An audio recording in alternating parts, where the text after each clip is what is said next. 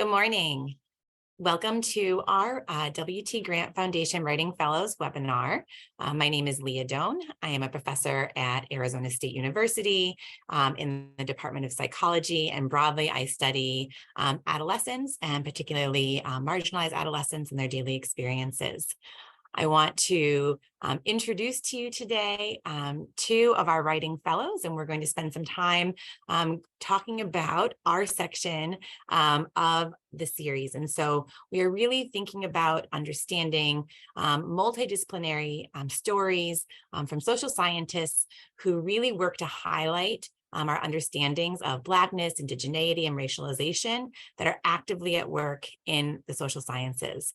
Our goal is to highlight theory and research to reduce inequality in youth outcomes, but to really hear a lot of the personal narratives from our different writing fellows. So the name of our section is called Racialization is an Ongoing Settler Process.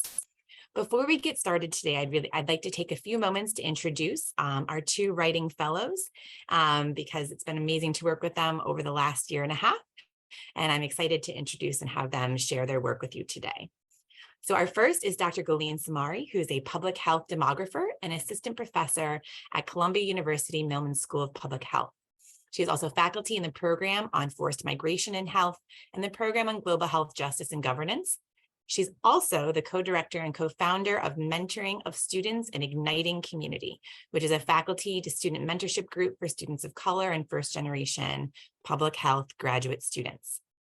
Dr. Samari's research focuses on several dimensions of social inequalities in health. Specifically, she takes a health justice approach, where she considers how discrimination, gender inequities, and migration shape population health both domestically and globally.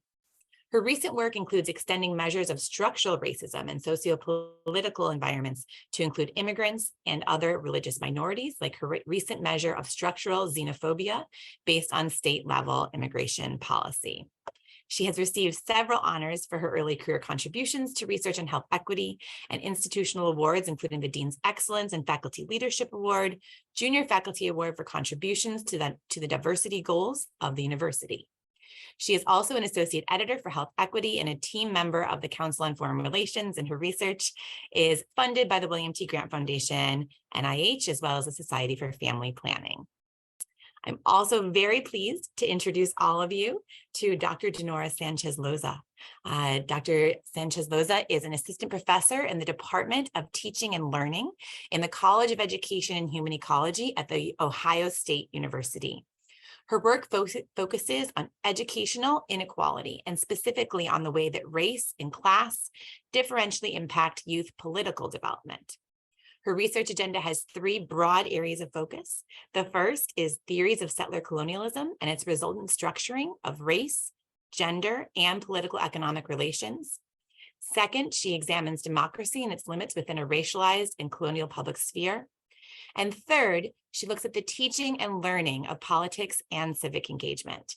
Dr. Sanchez-Loza has received several awards and prestigious funding for her work, including from the National Academy of Sciences, as well as the Ford Foundation. Importantly, she has also testified in front of local and state governing bodies against bills seeking to prohibit teachers from discussing current events or controversial issues of public policy. Also importantly, Dr. Sanchez-Loza is a veteran teacher. She taught English language arts and drama for 7 years in an urban high school in Southeast Los Angeles and has taught English to various age groups across the world. She has provided professional development to teachers in the Dominican Republic and designed and facilitated a critical research camp with high school students in Oakland, California. So I welcome all of you today to learning from these great scholars, and we're really excited to have everyone here joining and listening to our conversation. So what I'd like to start with is to ask each of our two writing fellows to just do a brief introduction of themselves, but also talk about how their chapter fits into our theme, right? So it fits into our theme of really understanding racialization as this ongoing settler process. So I would like to invite Dr. Gulin Samari to start.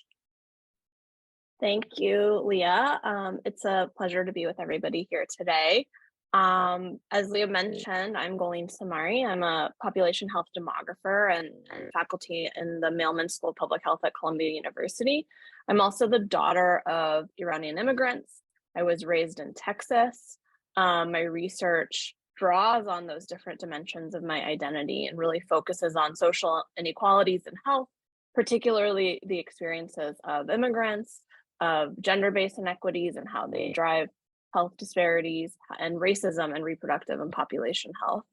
I'm primarily a quantitative researcher by training, and I have an increasing focus on mixed methods approaches, which is relevant for our discussion and my sort of how I brought theory to my work and things like that.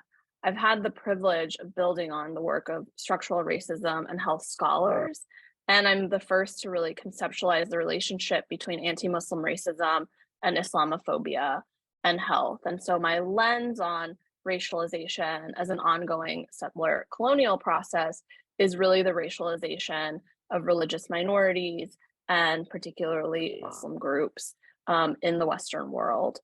My chapter focuses on the racialization of Muslim and Middle Eastern Americans and the implications for population health. The chapter really explores the journey, or my personal journey, from experiencing racism to developing the scholarship on anti-Muslim racism and health through a discussion of the public health and critical race praxis, which is a theoretical framework developed by Chandra Ford. Writing this chapter was really a different experience for me because I was challenged to integrate my personal narrative into the story. And I don't actually usually appreciate the assumption that I am of Middle Eastern origin or that I am of Muslim origin because of the mere fact that I focus on these communities in my research. For some reason, that assumption has always felt like racialization itself.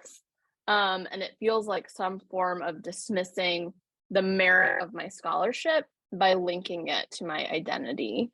And so I guess in many ways, it also kind of begs the question of whether the artist is separate from the art, or in many ways, or in this case, if the researcher can be separate from the research.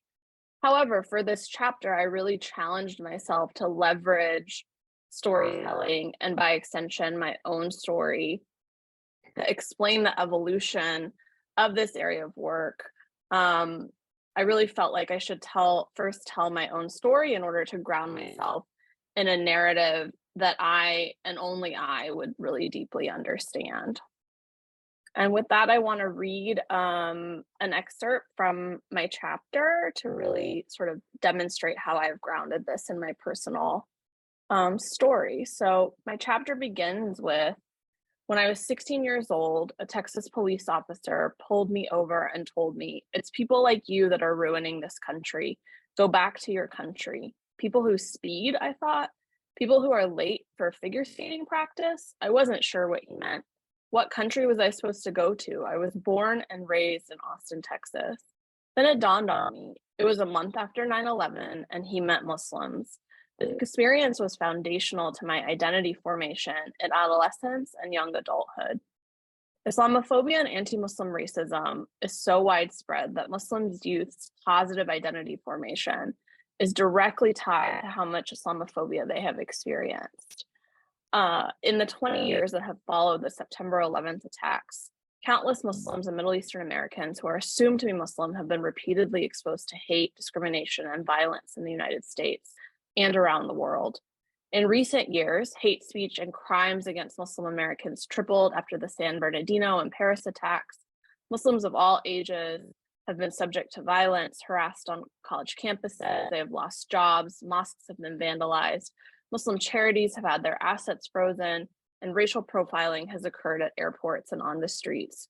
Religion is the greatest source of bias for hate crimes following race ethnicity. And that is how my chapter begins, really intertwining an experience of racism I had as an adolescent, and then providing some background and context about the recent statistics related to anti-Muslim racism and hate. Thank you. Thanks so much, Colleen. It's so wonderful to hear your narrative and how much right? You were able to use this process to integrate your narrative into your understanding of theory. Dr. Sanchez-Loza, would you like to also take a chance to start to introduce yourself and how you really worked through this process of writing as knowing and through the development of your chapter? Thank you for being here today. I'm so excited to be in this conversation with you all and to continue our conversation that we've been having. As you mentioned, my name is Dinora Sanchez-Loza. I'm assistant professor in the College of Education and Human Ecology at Ohio State. I teach in the Critical Studies of Education department. And my work focuses on the relationship between schools and how young people come to think and act politically. As you mentioned in that wonderful intro, I am a veteran high school teacher. And so a lot of my questions that I grapple with in my scholarly work stem from both my upbringing in Southeast LA and also from my time as an educator. But I wanted to first start to talk about just the writing process of this chapter. It is the hardest thing I think I've ever had to write. And harder than the dissertation, I think, and that's saying a lot. And I think it's because, the call that was put out was just so wonderful and thoughtful and poignant with how we think about work with youth and how we study issues of race with young people. And, I felt a lot of responsibility to do right by that charge. And so I think I felt that, right. And also I think one of the I guess directions was that we should be vulnerable and tell our stories of how we've come to think what we think. And when I first read that, I thought, absolutely, let's go there. And yet as I was writing, I didn't realize how adverse I would be to writing about the hiccups and writing about how at times I might have gotten it wrong. And I didn't realize how socialized I had been through my academic writing, right? To put forth a all-knowing kind of voice and tone in how we come to think things. And so that I think made things really hard, like how to be vulnerable on the page with something that will be public and seen. And so I really tried hard to lean into that, but it was really difficult to write, not only because of the vulnerability, just also it was not a linear process of coming to these ideas, right? And so how do you write a chapter that tells a story when in reality the ideas were very, very messy and coming to them were very, very messy. And so yeah, just as it was probably one of the hardest things that I've ever written, it's also been one of the most generative for me to be able to reflect on my journey and narratives towards theory. And so, yeah, my chapter focuses on settler colonialism and civic education, and how I've, was interested in these ideas of young people becoming politically engaged and developing their own ideas around politics. And as I was on this very messy journey, realizing how imbricated it was with, citizenship was imbricated with issues of race, which was imbricated with issues of coloniality. And so it all fed into each other. And so I write about how I've come to think about, theories of race, and then how it's impacted my scholarship in civic education. And so I'll start, and I'll read an excerpt from my chapter. Okay, I write, I begin this chapter from Linwood, California. Though I'm not physically there, this is where I am writing from. This city, referred to as part of the urban fringe just outside of the city of Los Angeles, served as a prominent geographical setting to my formative years, and as such, as my introductory curriculum to theories of race and racialization. That is what I mean when I say that I am writing from this place. I also write as the daughter of immigrants who dislocated from Jalisco, Mexico, and attempted to make a life in Southeast LA. Neither sought out leaving their home for adventure or wanderlust, but felt forced to do so for survival. Extractive and neoliberal economic policies, which continually made Mexico untenable for many, came to a head for my parents in the 1970s as they formed part of one of the biggest waves of migration to the US in history. As my parents and so many other people's parents made Southeast LA home, so too did white flight, organized state abandonment, the crack epidemic, increased gang activity, and accompanying state violence in the forms of over-policing and immigration raids. My parents arrived 5 years after the Watts Rebellion, and decades later, as a middle schooler, I would come to see the same neighborhoods in South Central and Southeast LA smoldering, the neighborhood drugstore up in flames, the liquor store looted, ash in the air, smoke in the clouds, when a not guilty verdict absolved white officers in the beating of Rodney King. Linwood, California served as an epicenter to my understandings of a racial order where Black people, brown people, poor folks with whom I was in community with were at the bottom, were beaten by cops on the regular, only this time they were recorded, where folks grabbed TVs and sneakers and diapers because why the fuck not? They shot Latasha Harlan saying she stole some juice, where the racial politics among Black, brown, and Asian folks were often in solidarity, at times in contention, but always complicated and intertwined in ways indicative of our respective colonial histories. In many ways, the structures of colonialism emerging from 1492 and catalyzed through contemporary racialization schemes converged in and through my city and the people who called it home.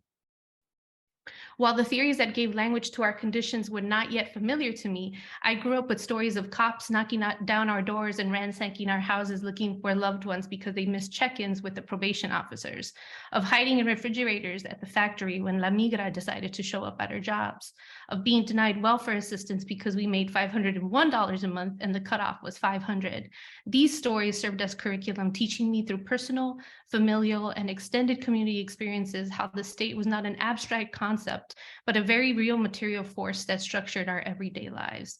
The content of the stories themselves offered critiques of a carceral state, of colonial borders, of an unethical political economic system.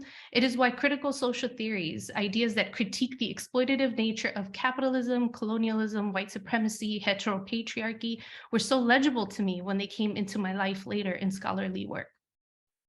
With my father as a sort of anti-colonial narrator pointing out the ways coloniality persevered in our lives, my mother as a decolonial practitioner demonstrating ways to be in relation with each other and the land, and with peers as interlocutors making sense of what was happening to us and around us, these community pedagogies and curricula also sowed the seeds of understandings that refused to pathologize the oppressed, but instead situated the problem within oppressive systems. I talk about community curricula that also, this community curricula also included anti-Blackness, homophobia, patriarchy, internalized and lateral oppression. However, one need not be from Linwood to learn these things. Those lessons, unfortunately, are in abundance to varying degrees in all areas of the US, yet it's undeniable to my scholarly trajectory that this predominantly Black and brown urban enclave would also be the palimpsest on and from which I write and theorize. Thank you so much, Denora. It is really wonderful to hear from both of you and to hear the ways and to hear about your development as folks who think about youth, right? And think about the lenses through which youth view their world. I think you both did such a wonderful job of really being able to paint these incredible pictures and powerful pictures for us. And so what I'd really like to have us talk about is I have two different questions that I'd like to pose to each of you. And these are questions that are about, of course, what you wrote about, but also a little bit about the process as well. You both talked a bit about the writing process and that this was something that was extremely rewarding, but also very difficult for you. So I'd like to first just start with this idea of having each of you think through in your chapter how you were able to deconstruct this idea of racialization. So what does racialization mean to you?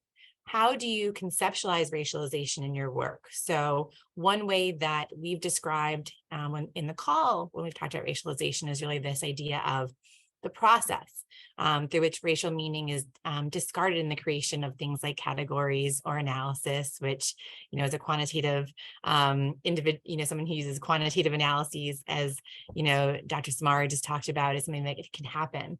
And so we really want to think about what happens in terms of this idea of racialization. And How can we have a dialogue and reflection on the learning process about racialization that can lead to these meaningful incorporations of theories of Blackness and indigeneity into our social science research?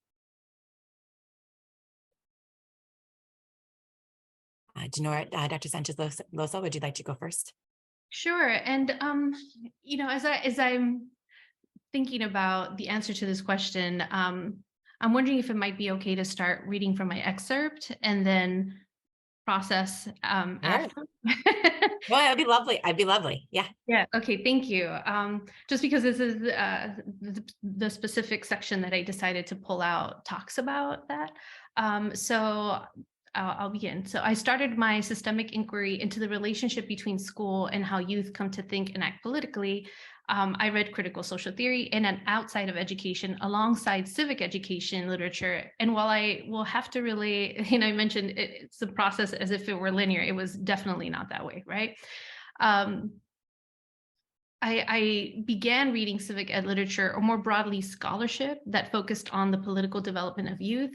And when I did that, I was heartened to find work that focused on ameliorating educational inequality and increasing what's called civic learning opportunities for students of color. And scholarship in this of this kind served to alert us to the low rates of youth political participation and pointed to the crowding out of civic education and school curriculum because of increased attention to test scores. Studies also documented the impact of educational inequality, illustrating that differential schooling experiences not only impact academic achievement, but negatively impact civic knowledge and engagement.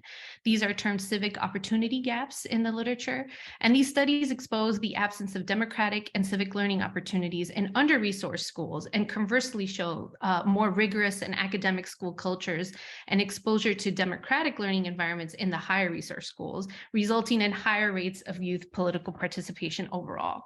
So they highlight the race and class dynamics structuring civic education inequality and its implications for what that means for unequal democratic participation, right? So they focused on what schools could do to improve civic outcomes for young people.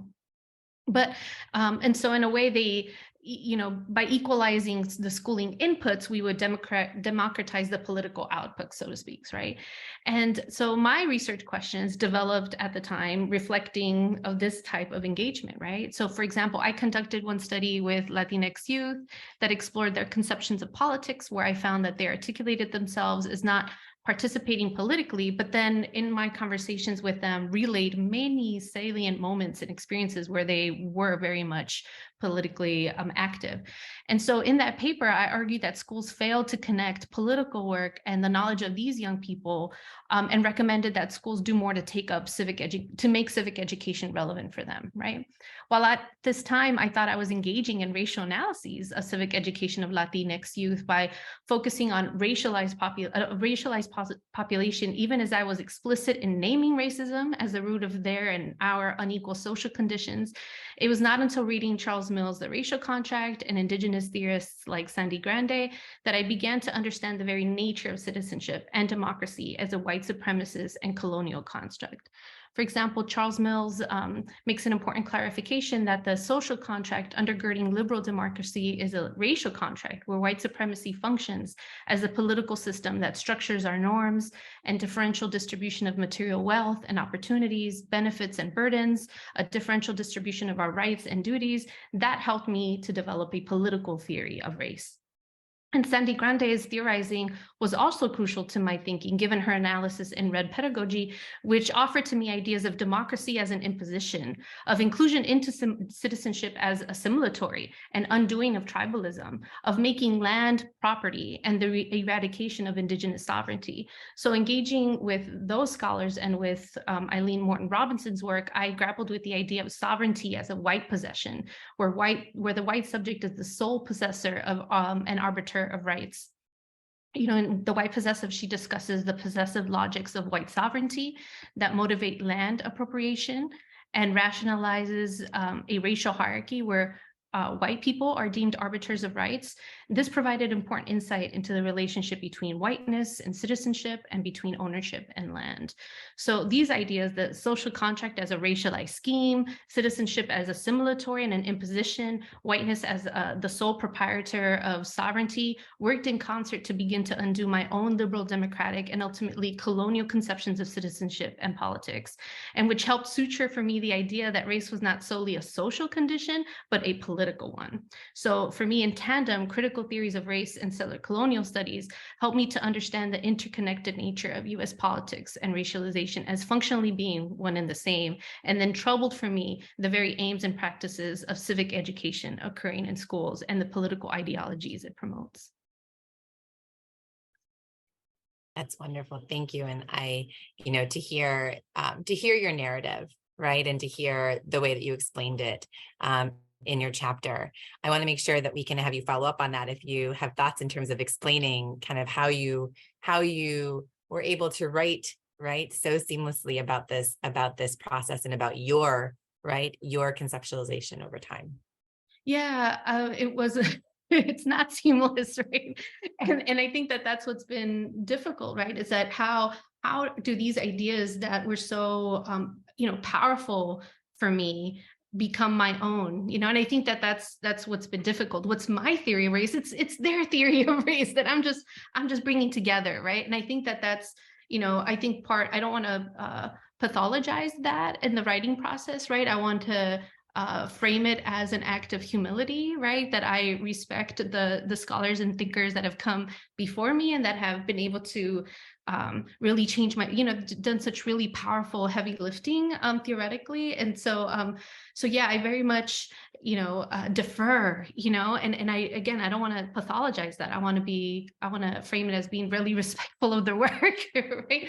But to that end, right, I think that, in my work, just bringing, those understandings of politics itself, I used to see it as something different, right? Working with race and against race, and race having an impact on the way we do politics, but thinking of the very nature of democracy, right, as something that used to be very what's the word I'm looking for?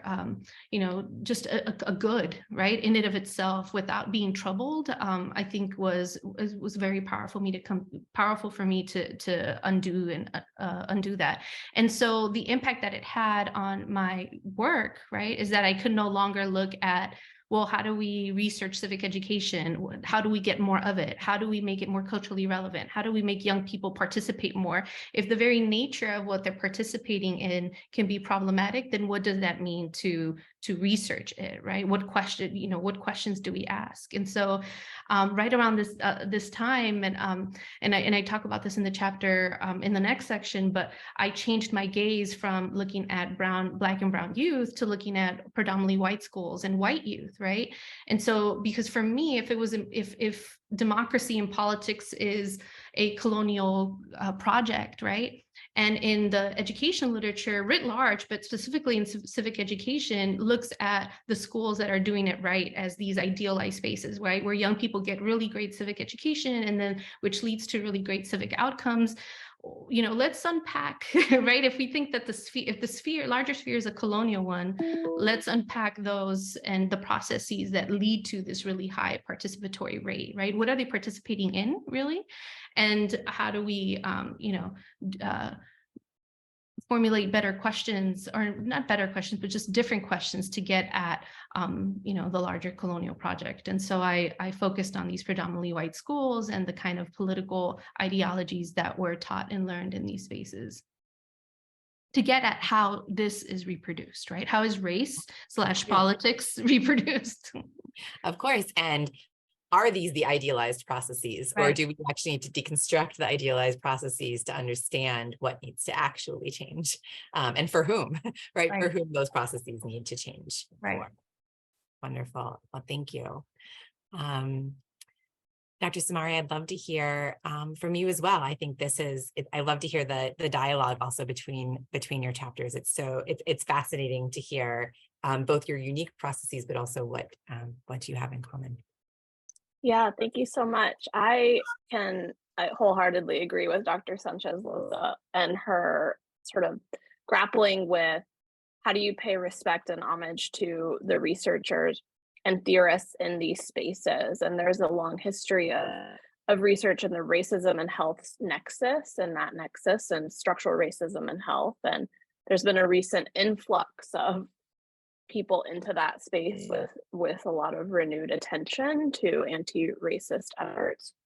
And for me, back in 2015, when I was really beginning to think about anti-Muslim racism as a source of health disparity and health inequity, I was very mindful of being respectful, also as a junior person, sort of like, how do I navigate this, speak respectfully, reflect respectfully this sort of history of this field and this space, but also I had a degree in Islamic studies, a master's degree in Islamic studies. I had a master's degree in community health sciences.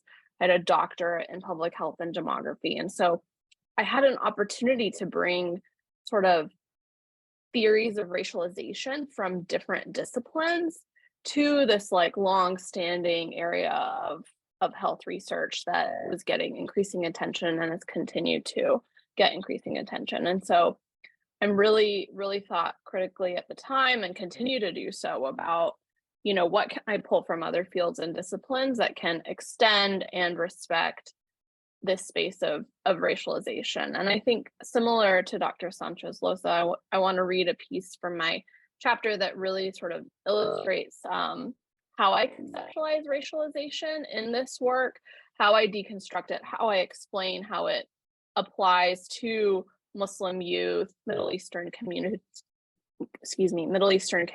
and others. So with that, I'm going to read a couple sections. So I start by saying racialization assigns racial meaning to cultural traits of groups, some of whom may be white ethnics, resulting in their rejection from a white identity, even if their skin tone is white. As such, groups such as Muslims, Jews, the Irish, Eastern European migrants have been racialized in Europe and America.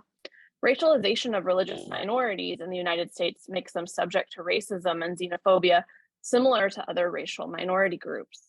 Understanding how creating a racial category out of a religious one is different from what typically encompasses a racial or religious category. Simply, a racialized religious category is based on what people with a specific set of religious beliefs and cultural traits are perceived by those belonging to other groups to look like. While the racialized experience of Muslims is largely attributed to the post 9/11 era, since the transatlantic slave trade, Muslims in the US were not considered to be real Americans, and Muslim identity was used to deny citizenship, including for Christians perceived to be Muslims. Importantly, the key agents of racialization are those who exercise power within the state, media, and other authorities. For example, immigration and customs enforcement, teachers and principals in schools, or police officers who interact with Middle Eastern and Muslim youth. I still feel the physical response I had to that interaction with the police officer. Through experiences like that as a teenager in Texas, I learned that I was a brown person, that I was different from white people, that it was bad to be different from white people, and that my version of brown was racialized to be Muslim no matter what my religious affiliation. And simply, the othering is taught. Muslims are often represented as coming from non-white groups, so their religious identity is linked with racial identity. In reality, Muslim Americans include many nationalities and racial categories, including Black and white, and anyone who appears Muslim-like, Sikh, and many non-Muslim Arab, Iranian, and Indian Americans. This is simply the racialization of religious identity. Conceptualization of religious minorities as the other are because they are seen as a threat to the settler white nation. And so that excerpt to me really captures how I conceptualize racialization now, or deconstruct racialization now, but also how I felt as a racialized teenager and what it meant to be then as an adolescent, as a young person, how I fully experienced that othering and realized that I was a brown person and that I was different and what that meant. And maybe I didn't have the tools and the academic tools to articulate it then, and I've gained those over time and over the years of being a researcher, but I think it's important to reflect on how young people see that racialization themselves when we're focused on the racialized experiences of young people in our work. Thank you so much, Dr. Samari. And for me, it is just so impactful to think about also, though, the ways that your stories or theories can be integrated to make change. And so I think as I listen to both of you and hear, the evolution of your own experiences of racialization and how that informed the way that you have now progressed through to understanding and using theory to help you make sense. What does that mean, right? And so I just, it's something we can think about it when we get a little bit later, but it's fun for me to think about what does that mean in terms of what we can do in terms of understanding perhaps work that has not thought through racialized processes before. How do we interpret that work? How do we share that work, and to whom? And how do we form new questions, or how do we think about how our questions, even just the development of those questions, can influence the youth and their interpretation of the racialized environments that they are growing up in? That's important to me. So I'd really like to hear a little bit. One of the key parts of this series as a whole was thinking about this idea of theory. And I think both of you have done such a wonderful job about talking about your comfort and discomfort with this process, which is loving that you're able to lift up the voices of those that came before you and to highlight the wonderful work that has come, but also to think about how you've integrated those for your own work, right? And how you've been able to draw on different types of theory to create, new ideas. I think that's the best part of being in some of these jobs that we have, right? We get to think and we get to understand and lean on folks who've done a lot of thinking and learning, and then bringing some of those ideas together. So my next question for you both is just to ask you to talk about, what is the role of theory in your work? Dr. Sanchez-Losa, you talked a bit about that in your, in your last section, but I'd love to hear, how you've typically used it. I think about how we teach it in in the courses that we teach. But I'd love to hear in terms of your everyday life. How are you using it in terms of your thinking and your conceptualizing? How are you using it in terms of making arguments, for your students, or helping your students to understand a particular point? And then if you feel comfortable, also sharing an additional excerpt from each of your chapters. So Dr. Sanchez-Losa, would you like to go first? Sure. Yeah, I'm thinking about how I engage with theory. I think, I laugh just because I feel like it's in everything that I do. I think, oops, sorry.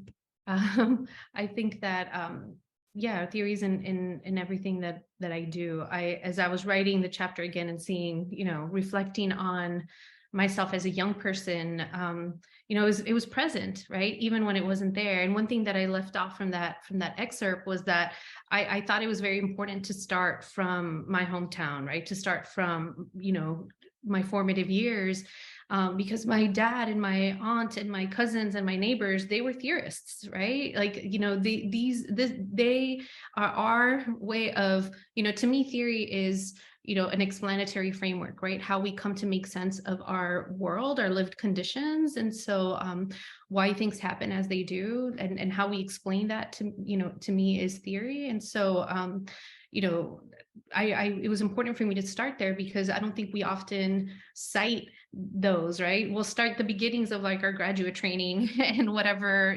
canonical theorists we're supposed to in our field, right? But for me, it was important to say, no, my theoretical journey started way earlier than that, and something I didn't write in the chapter, but just, I grew up in the age of hip hop, right? Tupac was a theorist for us, and making sense of our lived conditions in urban LA. And so, to me, theory has just always been present, and I've always been drawn to it even before I knew that it was a thing. And then as a grad student, I would always gravitate towards theory. It was always so hard to access, right? Because the language can be very up here. But it was always something I gravitated towards, even though it was something that was difficult at times and to engage. But yeah, I use, and my graduate training is at Berkeley in social and cultural studies there, and so it was very much a theory heavy environment, and to say the least. And so we read Gramsci and Marx and all of these Foucault, right, in like year one of grad school, right. And so it was always ever present in what I was thinking about. And I came in with questions as a teacher, right, that were very much grounded in my lived experiences and in practice of, as an educator. How do we get young people to participate politically, right? But with the backdrop of Foucault and Gramsci and Marx and Linda Tui Smith and all these folks that I named before, right? It was this constant like reshifting and reanalysis of the question with each course, with each paper, with each new text. How does this apply to young people in politics, right? And that's what I try to, teach my students. I feel like a lot of times people do have this averse reaction to theory, right? That it's too abstract, that it's too navel gazing, that it doesn't have applied, that you can't apply it to, and that because it's so abstract, we should just, focus on the day-to-day. And of course, that's, I get so sad when I hear that because as we know, right, theory informs our view of the world, informs all the questions that we ask and all the our research design and all that. So that's what I try to teach my students, right, is that it's in everything, whether or not we claim and articulate it as such, right? The next part of your question was about how. If you can repeat that. Sure, no problem. So the next part of the question was really thinking about if you want to name a particular theory. You've done some of this already, but if you want to kind of highlight another particular theory that guided your work, and specifically your own theorizing. You've shared with us a little bit of it, but if you also, or you can even call back to highlighting an excerpt that you've already read, if that would be helpful.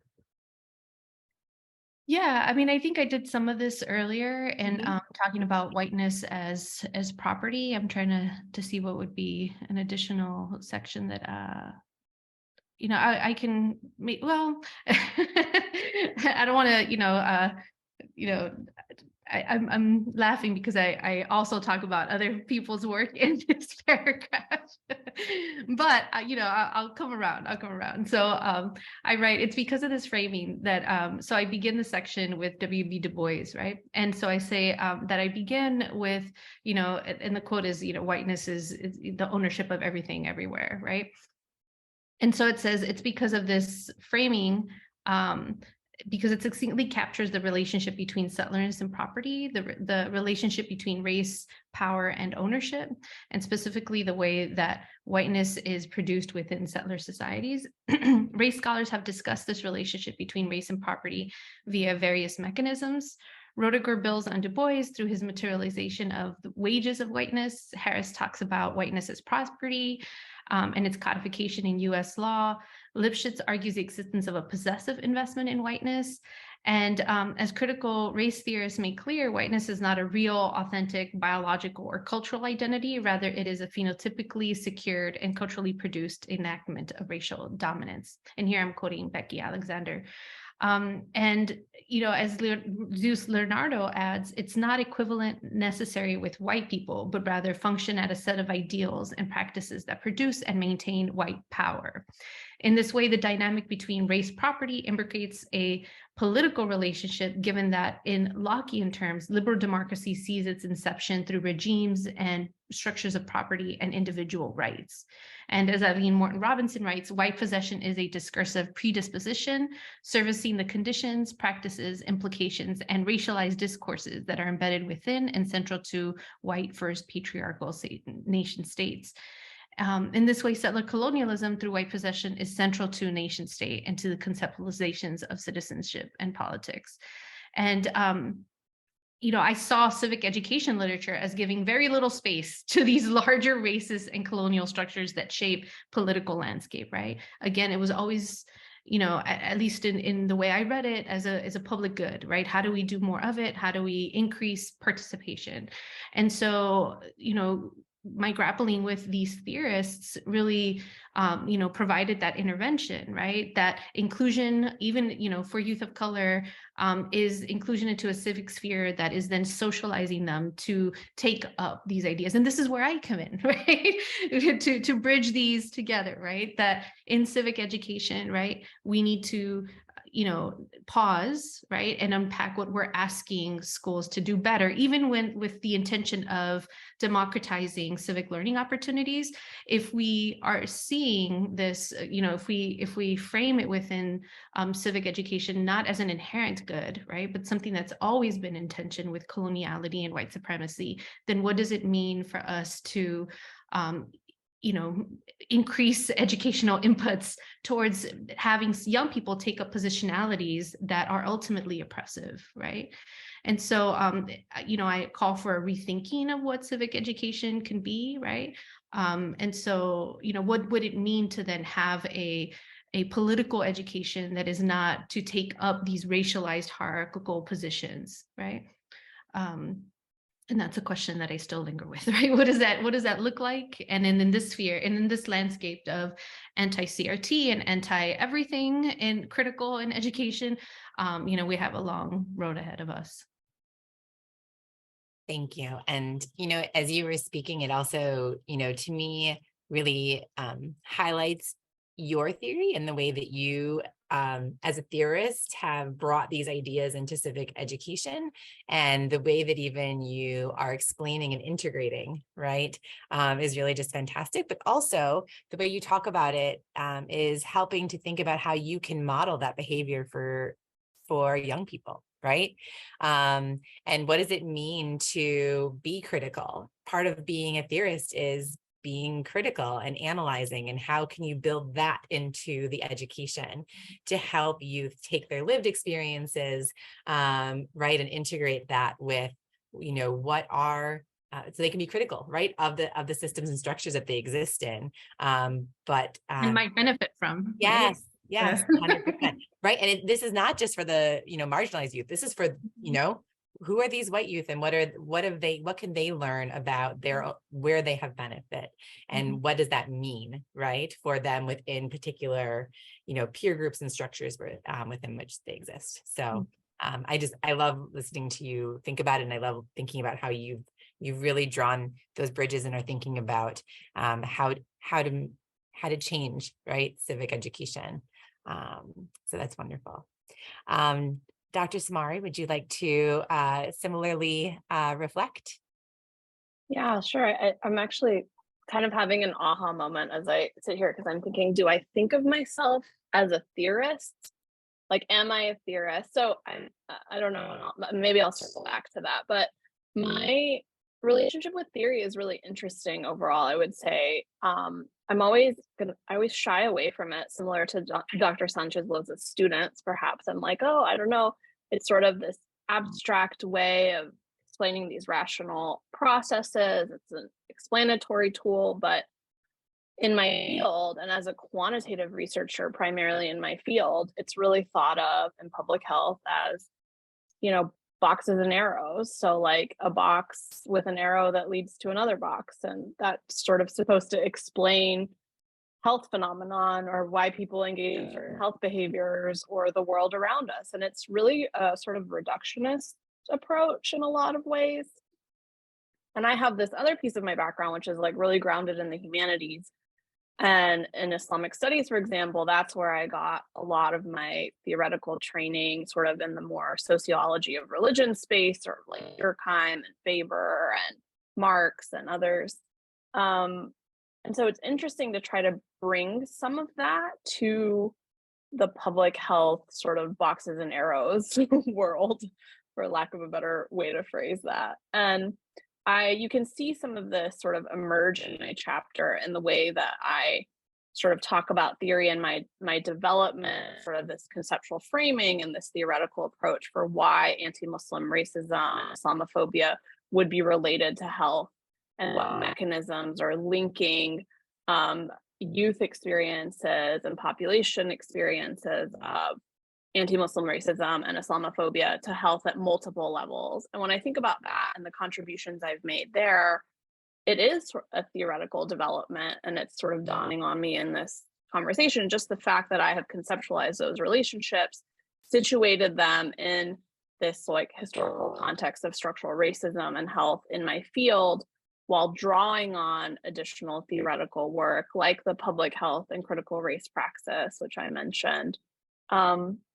My own conceptual framing of anti-Muslim racism as a driver of health inequities at multiple levels is a theory in and of itself. So with that, I want to read a couple little excerpts that really demonstrate how I have pulled on these various sort of fields and dimensions in the chapter and in this work. So I'm going to start out with a reference to Islamic studies and how being a thinker in that space and a theorist in that space is really thought of. So first, I say, so foundational to Islamic studies is the notion of insiders, appraisers, and analysts of Islam that come from Muslims themselves or outsiders, non-Muslim reviewers of Islam, referred to as Orientalists. Insiders are viewed as less objective because of their ideological interests, and outsiders lack objectivity due to their propaganda-oriented study rooted in colonial interests. Orientalist traditionally work, it really lacks the voices of Muslims and Muslim scholars and minimizes their contributions. Therefore, as a Muslim Western student and academic, I knew I would juggle the duality of being an insider and an outsider simultaneously. So that sort of explains my positionality in relation to this work, both as an insider and an outsider. And that really comes from an Islamic studies sort of theoretical framing about how you need to think about yourself as a Muslim or as somebody who studies Muslim populations. Another excerpt that I want to read is sort of related to the theoretical underpinnings of the links between anti-Muslim racism and health. And so I've mentioned this a few times, but the theoretical lens that really guides my research includes the public health and critical race praxis, as well as sort of the historical work and structural racism and health. And so I state in my chapter that public health and critical race praxis draws on the distinguishing characteristics of critical race theory, so racialization, social location, and centering in the margins, and the desire not only to understand, but to eliminate inequities to create a framework to guide public health research and practice. So by centering my own experiences in the margins and in racialization, I could begin to understand Muslim and Middle Eastern American healthcare experiences and the social conditions that lead to health inequities. Public health critical race praxis also seeks to generate empirical evidence that community can use as part of their ongoing health equity and social justice efforts. Thus, my systematic process to conduct self-reflexive, race-conscious research on Muslims and Middle Eastern Americans ultimately should lead to better health outcomes and social justice for these communities. Public health critical race praxis includes 4 phases: contemporary patterns of racial relations, knowledge production, conceptualization, measurement, and action. And I go on to really describe in my chapter that I'm still in these phases, and I haven't, completed the journey of being in these phases. But as I continue in the sort of the last phases of the public health and critical race praxis, I'm conscious of all the phases and being self-reflective and being race conscious throughout that work. So theory has played into my work in diverse ways, and maybe I have emerged a theorist through this all, who knows? I love that, Dr. Samari. And I think I really enjoy your surprise over it. I think as Dr. Sanchez-Losa and I have been reading your work, we might have argued that back to you sooner. But I think that's a wonderful place to get to, which is also thinking about your reflections on your own thoughts and how you're bridging, right? these, very sometimes disparate worlds that you have, belong to in terms of those educational contexts in which you learned. And that really necessitated you for you to learn in different ways. And so being a theorist is integrating that and creating, frameworks for us to understand the knowledge that's being disseminated. And that I think is really key. And, as someone who also studies health, I whenever you talk about boxes and arrows, it's the first theories I was ever taught, right? All belonged in boxes and arrows. And I have worked really hard over the last few years to think beyond a box and an arrow, and to, think about voices and to think about, systems, as opposed to, linear or nonlinear processes. And so I really appreciate your discussion of that as well. So, one of the goals of this Writing Fellows program was for us to think about how your experiences really can help other folks, right? So what advice might you both have for early career scholars who are perhaps like Dr. Sanchez-Loza's students, or perhaps like me when I was a student, where theory felt abstract, it felt scary. I felt high levels of imposter syndrome of like, okay, my thoughts really don't matter. Like, how am I contributing to this narrative? How can I contribute to narratives that, have given such shape to the, have shaped fields, right? So I really was hoping for both of you to be able to share some advice that or lessons learned in this practice of, we really encouraged our writing fellows to do the writing is knowing, and to think about how the writing is knowing process might be helpful for others, or if there are lessons learned that you would like to share.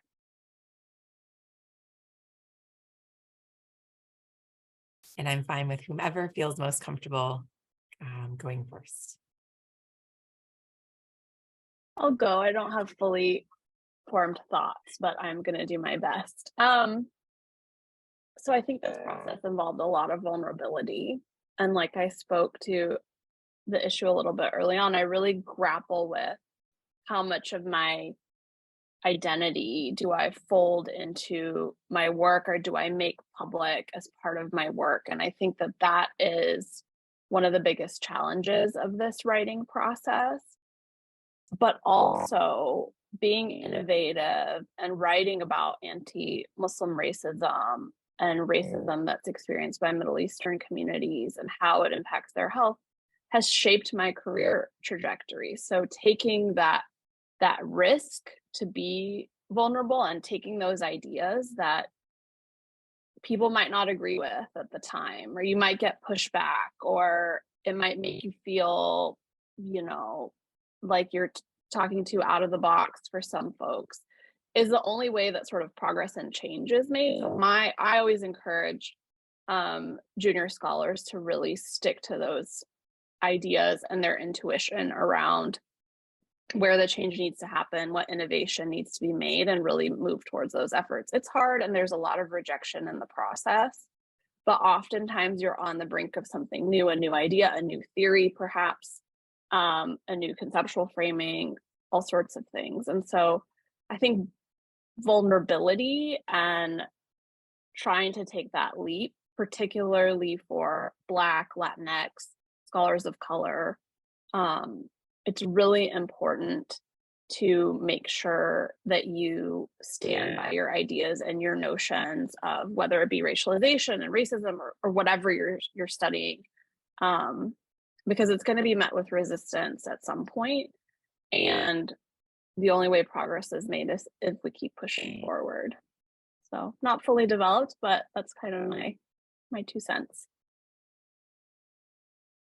Thank you, Dr. Samari. I think those are wonderful, wonderful notions. And I think, for me, as a white scholar who thinks about a lot of these, it's also being so careful about the listening and the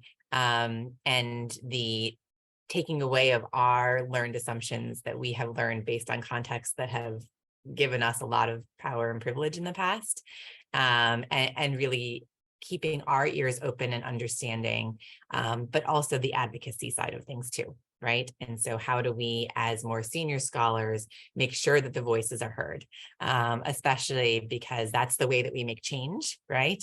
Is by lifting up of new voices and hearing those voices as they may reveal lots of things that we don't have been socialized to overlook in the past. So Dr. Sanchez-Losa, I would love to hear your thoughts as well.